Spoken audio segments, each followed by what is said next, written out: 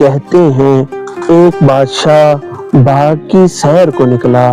اس نے دیکھا ایک کونے سے ایک درویش کے زاروں قطار رونے کی صدا آ رہی ہے۔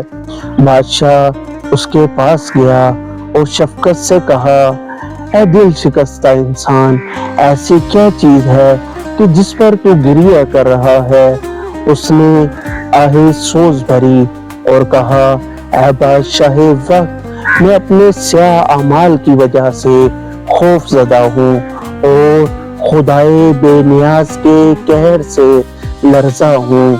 بادشاہ نے جب درویش کی بات سنی، اس کا دل نرم ہوا اور کہا، اے دوست، گریہ کر، اس لیے کہ ندامت کے آنسو گناہوں کی آگ کو بجھا دیتے ہیں اور راہ توبہ سے بڑھ کر کوئی راہ اس دربار تک نہیں پہنچتی۔